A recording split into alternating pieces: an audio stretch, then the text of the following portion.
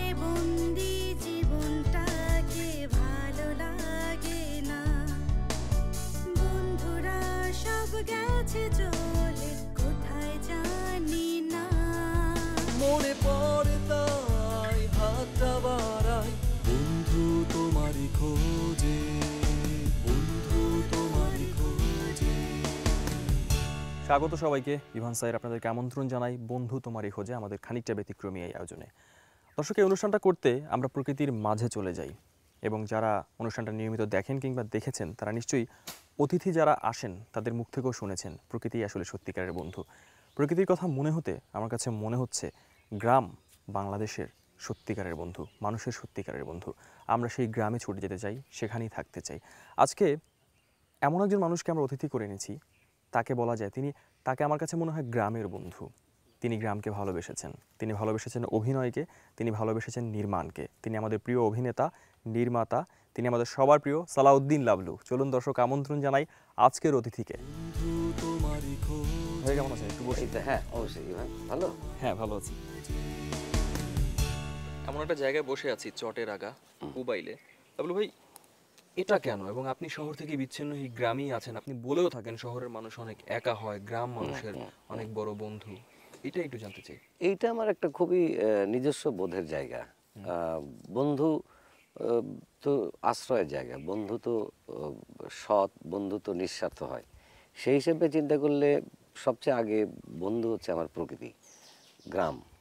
এই গ্রামের মানুষ, এই যে সামনে বিল, এই যে সবুজ গাছ, যা কিছু দেখা যাচ্ছে এটা কিন্তু নিঃস্বার্থ। এরা পাখির ডাক, এখানে আসলে মনে হয় যে হ্যাঁ, আমি এমন একটা আশ্রয়ে এসেছি, তো সেই আশ্রয়টাকে আমি বন্ধু ভাবতে পারবো না কেন? গ্রাম যে আমাদের কত বড় বন্ধু বা প্রকৃতি যে কত বড় বন্ধু সেটা শুনতে পেলাম। তবে একটু মনে করিয়ে দিতে চাই সেই ছোটবেলার কথা, কুষ্টিয়ার কথা। মনে পড়ে কিনা বা সেই সময়ের বন্ধুদেরকে কতখানি মনে পড়ে? হ্যাঁ, অবশ্যই পড়ে। মানে বিশেষ করে তা আমাদের যে কোনো মানুষের শৈশব বা কৈশোর, এটা তো তাদের সোনালী অতীত। হ্যাঁ, আর বিশেষ করে আমাদের যে অতীতটা ছিল সেটা আসলেই সোনালী ছিল, এবং তার আগের জেনারেশনের অতীত বোধহয় আরও সুন্দর ছিল। এখনকার জেনারেশনের আমরা যেরকম প্রকৃতি পেয়েছি, আমরা নদী পেয়েছি, আমরা গ্রামের মানুষের যে আন্তরিকতা, যে সরলতা, হ্যাঁ, যে সুন্দর মানবিকতা, যেটা সেগুলো নিয়েই কিন্তু আমরা বড় হয়েছি, আমরা বেড়ে উঠেছি, বা সেই স্পর্শটা আমরা পেয়েছি। আমার বাবা যেহেতু সরকারি চাকরি করতেন, সেই সুবাদে নড়াইলে, ঝিনেদায়, মাগুরায়, যশোরে বিভিন্ন জায়গায় থেকেছি। কিন্তু মাঝে মাঝেই আমাদের যাওয়া হতো, মানে যে কোনো ছুটিতেই যাওয়া হতো কুষ্টিয়াতে, আমার জন্মস্থান যেখানে, সেখানে সেইখানে যারা আমার বন্ধু ছিল, আমি মাঝে মাঝে তাদেরকে দেখতে যাই। খুব ক্লোজ ফ্রেন্ড যদি বলি, ইমোশনালি যেটা যদি বলি, সে ছিল, ওর নাম ছিল ভগবান, আমরা ছোট করে বলতাম ভগ, আর ছিল অশোক। ওরা ছিল জেলে। তো আমি স্কুল থেকে এসেই ভগদের বাড়ি চলে যেতাম, জেলে পল্লীতে চলে যেতাম। আমি ওদের রাত্রেও থেকেছি, ওদের ওখানে, ওদের যত বিয়ের অনুষ্ঠান সেখানে থেকেছি। মানে হরিহর আত্মা বলতে যেটা বোঝায়। আচ্ছা ভাই, আমরা চটের আগায় এলাম, যেহেতু একটা জায়গায় কেন বসে আছি, চলেন একটু একটু হেঁটে হেঁটে কথা বলি। হ্যাঁ, এই জায়গাটার খুব সুন্দর পরিবেশ চারিপাশে। মানে এটা সবচেয়ে স্পেশালিটিতে চারিপাশটাই বিল, আর মাঝখানে ছোট্ট একটা জায়গা, সুন্দর। চলেন ঘুরে আসি।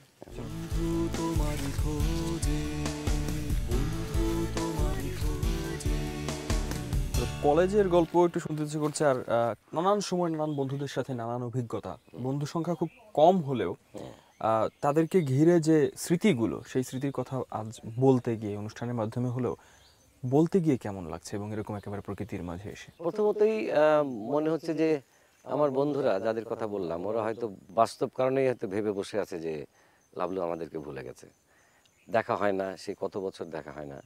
অ্যাটলিস্ট এইটুকু আমার ভালো লাগা যে আমার বন্ধুরা যদি দেখে এই অনুষ্ঠানটা বা শোনে যে না, তাদের সেই বন্ধু লাবলু এখনো বন্ধুই আছে, বন্ধুই মনে করে এবং তাদেরকে ভোলেনি, এইটা আমার জন্য একটা বড় সুযোগ, বড় ভালো লাগা। ভাই, তারপর কলেজের পরে তো চলে আসা, ডিগ্রি পড়া আইডিয়াল কলেজ, সেখানেও কি কোনো বন্ধু পেয়েছিলেন? কলেজ লাইফে হ্যাঁ, আমার যশোর থেকে শুরু হয়েছিল, কিন্তু আমার যে দুজনের কথা বলা হয়নি, এটা আমি ইমোশনালি অন্যদিকে গ্রাম গ্রাম বলতে গিয়ে ভুলে গেছি। আমার খুব কাছের এবং দীর্ঘদিনের বন্ধু হচ্ছে আজিজুল হাকিম, এবং আজিজুল হাকিম আমরা একসাথে এসে ঢাকাতে একই কলেজে ভর্তি হওয়া, এবং ওর কারণেই কিন্তু বেসিক্যালি ওর বিভিন্ন সময় শখ ছিল, ও ফুটবল খেলতে পছন্দ করে, ফুটবলে ঢুকলো। ওর হঠাৎ করে মনে হলো নাটক করতে পছন্দ করে, নাটকে ঢুকবে। তো আমি আর আজিজুল হাকিম, ওর ডাকনাম বাবুল, আমরা ওর বাসায় থেকেছি অনেক বছর, বা আমরা যেখানেই থাকি, তিতুমির কলেজের হোস্টেলে ছিলাম প্রায় 2-3 বছর। আমাদের কাজ ছিল প্রত্যেক দিন বিকালে দুই বন্ধু মিলে সারা ঢাকা শহর ঘুরে বেড়াতাম, বিকেলবেলা সাইকেল নিয়ে বেরিয়ে যেতাম এক এক দিন এক এক জায়গায়, এবং প্রতিদিনই অলমোস্ট প্রতিদিন নতুন নতুন যে জায়গায় গেলে যে স্টুডিও, সেই স্টুডিওতে আমি আর বাবুল ছবি তুলতাম। আমার ধারণা এখনও বাবুলের কাছে সেই ছবিগুলো আছে, ও খুব কালেক্ট করে রাখে আর কি। এটা একটা অদ্ভুত শখ ছিল। এবং তারপরে তো ওই যে বললাম যে ওর মনে হলো যে আরণ্যকে অভিনয় করবে, তো আরণ্যকে গেলাম। তখন ওই নাটকে ওরা কনবালি নাটক চলছে। ওই সময় আমার দায়িত্ব ছিল, ওখানে একটা গানের টিম ছিল, মিউজিক্যাল টিম ছিল, সেটার দায়িত্ব পড়লো আমাকে, ওয়ান অফ দেম, মানে কোরাসের মধ্যে। তো আমার কাছে যেহেতু নাটক অতটা গুরুত্বপূর্ণ না, ভালো ওরকম লাগে না, একটা শোতে আমি যাইনি। তারপরে শোর শেষে প্রত্যেকটা দলে রিভিউ হয়। তো সেই রিভিউতে সবাই আমরা বসে আছি, সেই রিভিউতে মামুন ভাই, আমাদের যিনি গুরু, আমার যিনি গুরু, আমার অলমোস্ট বলি যে শিক্ষা গুরু বলেন, দর্শন গুরু বলেন, আর আমার আজকের এই জায়গায় আসার পিছনে যার একমাত্র বলবো অবদান, সেই মামুন ভাই প্রায় 1.5 ঘন্টা ধরে এমন কিছু কথা বলেছিলেন, সেই কথাগুলো যে কোনো মানুষের জীবনকে বদলে দেওয়ার মতো ছিল। মানে আমার জীবনটা ওই দিনই বদলে গেছে। ওই দিনই আমি বুঝেছি যে নাটক শুধু বিনোদন না, নাটক একটা একটা সামাজিক দায়িত্ব। একটা মানুষের যদি জগৎকে, দেশকে, সৃষ্টিকে যদি কিছু দিতে হয়, তাহলে এই নাটকের মাধ্যমেও দেওয়া সম্ভব। অনেকে রাজনীতি করে দিচ্ছেন, অনেকে সংস্কৃতির বিভিন্ন শাখায় দিচ্ছেন, তো নাটক একটা সবচেয়ে শক্তিশালী মাধ্যম। নিশ্চয়ই। এইখানে মানুষের অনেক কিছু করার আছে। এই তখন থেকে কিন্তু আমি নাটকের, নিশ্চয়ই, মানে বলাই তো হয় নাটক আসলে সমাজের দর্পণ। হ্যাঁ, দর্পণ। আপনি আপনার জীবন বদলে যাওয়ার সেই কথা বলছিলেন, আমরা একটু জায়গাটা বদলে ফেলি। জায়গাটা এক জায়গায় অনেকক্ষণ চলে তাহলে আছি, ওইদিকে যাই, যাই। হ্যাঁ, বন্ধু তোমারই খোঁজে, বন্ধু তোমারই খোঁজে। এবং তারপর থেকে পুরোপুরি আপনি একজন নাটক অন্তপ্রাণ মানুষ, এবং নাটকের সাথে জড়িয়ে একটা বর্ণাঢ্য জীবন এখনো চালিয়ে যাচ্ছেন। তো এখানে কাজ করতে এসে তো প্রচুর মানুষের সাথে মিশতে হয়। রাইট। আমাদের প্রিয় সালাউদ্দিন লাবলু, তার কথা ধরে একটু বলি, যে ছেলেটি সবসময় একটু চুপচাপ শান্ত প্রকৃতির এরকম করে বেড়ে উঠেছে, সে হুট করে এরকম একটি অনেক মানুষ নিয়ে কাজ করা, বিভিন্ন বয়সের, বিভিন্ন মতের, তাদের সাথে কাজ করা, এবং সেই কাজগুলো মনে হয় সহজ হয় বন্ধুত্ব থাকলে। নাটকের জীবনের সেই বন্ধুদের কথা, বা কাদের সাথে কাজ করতে গিয়ে কতখানি বন্ধুত্ব দরকার হয়, সেই গল্পটা ভাই একটু শুনতে চাই। সেটাও একটা অবশ্যই খুব গুরুত্বপূর্ণ একটা বিষয়। শুরুতেই যেটা বলছিলাম যে আমার যিনি শিক্ষাগুরু, নাট্যগুরু, বা আমার জীবনের একটা বড় পরিবর্তনের যিনি গুরু, মামুন ভাই, উনি আমাদের শিক্ষক হলেও পাশাপাশি উনি আমাদের বন্ধুর মতো ছিলেন। হ্যাঁ, উনি খুব ইয়াং জেনারেশনের সাথে মিশতেন, ওনার যারা থিয়েটার কর্মী ছিল তাদের সাথে খুব ফ্রেন্ডলি মিশতেন। তারপর এসে যেটা হলো যে আমার যখন প্রফেশনালি যখন আমি নাট্য নির্মাতা হলাম, ডিরেক্টর হলাম, সেই সময় থেকে যার সাথে আমার এখন পর্যন্ত সেই গাঢ় বন্ধুত্ব, সে হচ্ছে মাসুম রেজা। বন্ধুত্ব গাঢ় হলো অনেকগুলো কারণ। একটা হচ্ছে যে ওর বাড়ি, আমার বাড়ি কুষ্টিয়া। ওর মূল্যবোধ, সাংস্কৃতিক ভাবনা, সব কিছু আমার সাথে অলমোস্ট 100% মিলে যায়। মাসুম আজকে বাংলাদেশের অনেক বড় গুণী নাটকার, এবং কিছুদিন আগে সে বাংলা একাডেমি থেকে পুরস্কার পেয়েছে নাট্যকার হিসাবে। সো এই গুণী মানুষ যে আমার বন্ধু, এইটাতে ভাবতে আমার খুবই ভালো লাগে, আমিও গর্ববোধ করি। আর আরও ভালো লাগে যে আমাদের শুরুটা একসাথে হয়েছিল।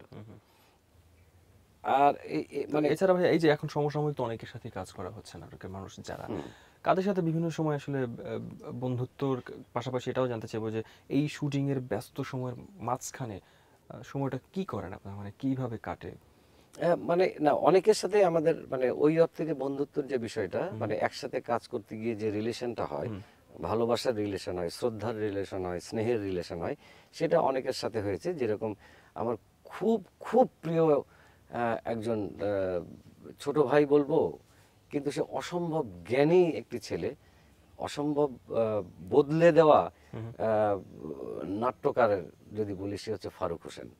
ফারুক হোসেন যে কদিন ছিল, খুব অল্প সময় সে মিডিয়াতে কাজ করেছে, সেই ততদিনই সে প্রমাণ করেছে সে কিং। ব্যাপারটা এরকমই, অপূর্ব সুদর্শন ছিল সে ফারুক হোসেন। গত বছরে কক্সবাজারে গিয়ে আমরা তাকে হারিয়ে ফেলেছি, চলে গেল আমাদেরকে ছেড়ে। মানে আমি জীবনে খুব বেশি কম কাঁদি নাই, কম কেঁদেছি। আমার কান্নাটাও খুব লাজুক প্রকৃতির, সহজে কান্না আসে না। কিন্তু ফারুকের এই ঘটনা শোনার পরে আমি কেঁদেছি বেশ কয়েকদিন ধরে, মানে মেনেই নিতে পারিনি। এবং এখনো আমার মনে হয় যে ফারুক তো ওর বডি তো পাওয়া যায়নি, আমার শুধু মনে হয় কোথাও না কোথাও ভেসে গেছে, এবং গিয়ে হয়তো কোনো একদিন আরো 10 বছর পরে হয়তো দেখবো যে ফারুক ফিরে আসছে। এই একজন ফারুক। এখন যার সাথে কাজ করছি কাজী শাহিদ, অসম্ভব জ্ঞানী একজন মানুষ। কাজী শাহিদুল ইসলাম জাহাঙ্গীরনগর থেকে পাশ করেছে। মানে আমি গত 2 বছর ধরে তার নাটকই করছি।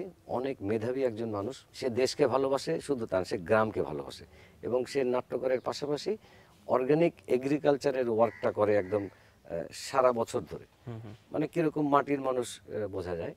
আরও একজন ভালো স্নেহের বন্ধু বলবো, বৃন্দাবন দাস, যার সাথে আমার অনেক বছর ধরে কাজ হয়েছে, প্রচুর নাটক করেছি, প্রচুর। মানে আমার মনে হয় মাসুমের চাইতেও বেশি নাটক করেছি বৃন্দাবনের সাথে।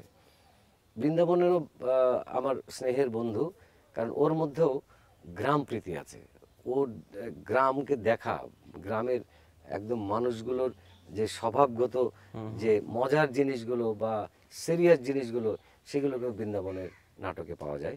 তো আমার এই নাট্য নির্মাতা হিসাবে এই কয়েকজনের সাথেই কিন্তু ঘুরে ফিরে কাজ করা হয়, এখনো তাই করছি। বন্ধুত্ব তাই। হ্যাঁ, বন্ধুত্ব তাই। একটু সামনে যে আপনাকে একটা উপহার দেওয়ার আছে। তাই? হ্যাঁ। কি প্রকৃতির মতো কিছু? হয়তো একটু দেখি। চলো। অনেক বন্ধুদের কথা শুনলাম, নানানভাবে অনেক বন্ধুদের কথা উঠেও আসলো, কিন্তু এই যে কথা বলছেন, সবার কথা বলতে বলতে একটু কিভাবে মনে করে দেখবেন যে আজকে হয়তো কথা বলতে গিয়ে এমন কোনো বন্ধুর কথা আপনার মনে পড়ছে যাকে কখনো এইভাবে মনে খুব একটা করা হয়নি কখনো, বা আপনি অনেক বন্ধুদের কথা বলছেন, এর মাঝখান থেকে যে বন্ধুর সাথে হয়তো কোনো কিছু বলার ছিল বা কখনো বলা হয়নি। রাইট। একজনের খুব খুব খুব আমার প্রিয় একজন বন্ধুর কথা বলা হয়নি, সেটাও যশোরের। তার নাম হচ্ছে স্বপন। আমি এবং আজিজুল হাকিমের কথা যে বললাম, আমি এবং আজিজুল হাকিম এই দুইজনের খুব কাছের বন্ধু। মানে বন্ধুটা এত সরল বন্ধু, সে জীবনটাকে এত সহজভাবে নেয়, এবং পরবর্তীতে শুনেছি যে ও অনেক স্ট্রাগলও করেছে, এবং আমার ওই সময়ের আমার অনেক বিপদের আশ্রয় ছিল সেই স্বপন। আমার আরেকজন বন্ধু, শুধু না, বন্ধু, শুভাকাঙ্ক্ষী, এবং এই যে বললাম স্বপন যেমন ভালো মানুষ ছিল, আরেকজন ভালো মানুষ যে আমার হৃদয়ের বন্ধু, তার নাম জুবাইর আল মাহমুদ। উনি বাংলাদেশ বেতারে অ্যানাউন্সার। এই মাটির মানুষ, এই ছেলেটা, আমার এই বন্ধুটা একটা খুব কি ভাষী বলবো, যে ও কোনো কথা বলে না, কিন্তু আমি গত 15-20 বছর ধরে দেখেছি যে ওকে দিয়ে অনেকেই অনেক কাজ করে নিয়েছে। মানে যে কোনো সংগঠন বা যে কোনো ক্রিয়েটিভ কাজের শুরুতেই জুবাইর আল মাহমুদের দরকার, কারণ সে আইডিয়াগুলো দিত, সে লিখে দিত, এবং সে খেটে কাজটা করতো। পরবর্তীতে অর্গানাইজেশন বড় হয়ে গেলে জুবাইর আল মাহমুদের কোনো খবর নেই, কারোর বিরুদ্ধে তার কোনো অভিযোগ নেই। সে এখনও সেই মাটির মানুষের মতো হেসে, কি লাভলু, কেমন আছো, তোমাকে অনেক দিন দেখি না। তো জুবাইর, তুমি যদি এই অনুষ্ঠানটা দেখে থাকো, আমি তোমার সাথে আমার যে সম্পর্কটা যেমনই ছিল, হৃদয়ের, মনের, এখনও সেইভাবেই ফিল করি, এখনও সেইভাবেই আছে। হয়তো সামনাসামনি দেখা হয় না, দেখা হবে অবশ্যই। আপনার কথা শুনে আসলে আপনার বন্ধুকে আমারই দেখতে ইচ্ছে করছে। অদ্ভুত মানুষ সে। নিশ্চয়ই আমরা এই অনুষ্ঠানের মাধ্যমে অপেক্ষায় থাকবো যে ওর সাথে আমার দেখা হবে, আমাদেরও একটা পাওয়া হবে। রাইট। আর ভাইয়া, সেই পাওয়ার কথা বলতে গিয়ে আপনাকে একটি জিনিস পাইয়ে দেওয়ার কথা ছিল, সেটা হচ্ছে একটি উপহার। আর সেই উপহারের সাথে মিলিয়ে বলতে চাই, দেখাও হয়ে যাবার একটা ইচ্ছে যেহেতু তৈরি হয়েছে কোনো এক বন্ধুর সাথে, সেরকমই একজন বন্ধুকে আমরা যদি এখন আপনার কাছে এনে আমাদের পাশেই বসিয়ে দিই, কেমন লাগবে সময়টা? খুবই ভালো লাগবে, খুবই ভালো লাগবে। যে মানে যেহেতু বললাম যে আমার বন্ধু ভাগ্য খুব কম, কিন্তু যে কয়েকজন বন্ধু আছে তাদের সাথে আমার আত্মার একটা সম্পর্ক। তো এরকম একজন আত্মার মানুষকে পাশে পেলে অবশ্যই ভালো লাগবে। তাহলে আমি তাকে ডেকে নিচ্ছি, তবে তার আগে কিছু ক্লু আপনাকে দেই। হ্যাঁ, আমাদেরই এনটিভির জন্য একটি অসাধারণ সৃষ্টি রঙের মানুষ, সেই আমার প্রিয় বন্ধু মাসুম রেজা। আমি ডাকবো না আপনি ডাকবেন? দোস্ত, দোস্ত, দোস্ত আমার, দোস্ত তো আমার কঠিন দোস্ত। মানে কি ওর সাথে অনেকে বলে যে টম এন্ড জেরি নাকি ওর সাথে আমার সম্পর্ক। আমার না মানে আরো একটু ইনি বিনি অনেক কিছু বলার ছিল ভাই, সেটা বলতেই দিল না আপনাকে। না না, রঙের মানুষ বললে তার কিছুই বলার লাগে না। আমার দোস্তর সাথে আমি তাই বলছিলাম যে আমার দোস্তের জন্য আমি গর্বিত, প্রাউড ফিল করি যে আমার দোস্ত অসম্ভব জ্ঞানী একজন মানুষ। আচ্ছা, আপনার কাছে একটু আসি। যেটা বলতে চাই সেটা হচ্ছে যে বন্ধু সম্পর্কে সবাই তো খুব ভালো ভালো কথা বলে। আমার দুটো জানতে চাই একসাথে। প্রথমত হচ্ছে আমাদের লাভলু ভাইয়ের সম্পর্কে একটু কোনো অভিমান বা সমালোচনা বলবো না, ঠিক মানে অভিযোগ থাকে না বন্ধুর প্রতি, সেটা আছে কিনা, বা এমন কিছু যেটা আমরা একেবারেই জানি না, তার সম্পর্কে অনেক কিছু জানি, এমন কোনো তথ্য আপনার কাছ থেকে জানতে পারবো কিনা। আর দ্বিতীয় প্রশ্নটা হচ্ছে, দুজন দুই মেরুর মানুষ, ভাইয়ের কথা শুনে আমি এতক্ষণ যেটা শুনলাম যে একদম চুপচাপ শান্ত এরকম, আর আমার কাছে মনে হয় যে আপনার সাথে কথা বলে কোনো মানুষের মন ভালো হবে না, সেটা না। এই বন্ধুত্বটা কেন ওর সাথে হয় কিন্তু সবার সামনে হয় না। এই উত্তরটা দেওয়ার আগে, আমার দোস্তের উত্তরটা দেওয়ার আগে শুধু একটা কথা বলে নিই। আমার দোস্ত কিন্তু ভয়াবহ আমাদের ভাষায় নাড়ে, মানে যে কোনো মানুষকে অবলীলায় এমন সুন্দর করে নেড়ে দেবে যে ওই লোক কি করে বুঝে উঠতে পারে না, এবং সেটা খুব ইন্টেলেকচুয়ালি নাড়ে। তো অ্যাট লিস্ট এইরকম নেড়ো না। কোনো সম্পর্ক ভয় পাওয়ার কোনো কারণ নাই। না, আসলে লাভলু সম্পর্কে আমার একটাই কথা বলার, যে লাভলু এত ফোকাসড, মানে সে যেটা করবে সেটার উপরে তার এত বেশি মনোযোগ আর এত বেশি ডিভোটেড। যেমন ও গ্রাম নিয়ে নিশ্চয়ই কথা বলছে, আমি জানি না কি কথা বলেছে, কিন্তু গ্রাম নিয়ে যে ও কথা বলেছে আমি নিশ্চিত। এই যে তার এক ধরনের মানে ডিভোশন টুয়ার্ডস ভিলেজ, এই পরিবেশের, প্লাস এর প্রতি তার ফোকাস, এবং সবচাইতে বড় ব্যাপার হচ্ছে লাভলু ভীষণ পরিমাণে সংবেদনশীল। আমি মনে করি যে সংবেদনশীল মানুষ সৃষ্টির জন্যে, কোনো ক্রিয়েশনের জন্যে সবচাইতে জরুরি যদি কোনো গুণ থাকতে হয় সেটি সংবেদনশীলতা। কিন্তু তার সংবেদনশীলতা কখনো কখনো আমাদেরকে হয়তো পীড়িত করে, যে আমি তো এইভাবে দেখিনি বা এইভাবে বলিনি, কিন্তু ও এটাকে ওইভাবে নেয়। এটা কিন্তু একটা মানে সৃজনশীল মানুষের একটা বড় গুণ আমি মনে করি, সেটা লাভলুর আছে। খুবই মানে সে একটু সাসেপ্টিভ, যে কোনো বিষয়কে তার মনে হয়ে যেতে পারে যে এটা আমাকে বলা উচিত হয়নি, বা এটা আমার করা উচিত হয় নাই, বা এই দৃষ্টিভঙ্গিতে দেখা উচিত হয়নি। সেটি একটা স্ক্রিপ্টের ক্ষেত্রেও, যে ও একটা ভাবছে যে আসলে গ্রামটাকে এইভাবে দেখা উচিত, কিন্তু এখানে যেই স্ক্রিপ্টের ভিতরে যেই জিনিসটা আছে সেটা আসছে না, সেটা হয়তো অ্যান্টি কিছু হয়ে যাচ্ছে ওর ভাবনার। ও কিন্তু আমারও স্ক্রিপ্ট যদি হয় কিন্তু সরাসরি বলবে যে না, আমি এটা দোস্ত তোর হয়নি। এই যে জিনিসটা, সেটি আমাকে আহত করতে পারে, কিন্তু তার জন্য এটাতে ওর কিচ্ছু আসে যায় না, কারণ ও এটাতে ফোকাসড, এবং ও এটার প্রতি তার একটা ডিভোশন আছে, এবং ও খুবই সংবেদনশীল এই ব্যাপারে। এটা হচ্ছে, আমি জানি না খুব ইন্টেলেকচুয়ালি নাড়া হলো না।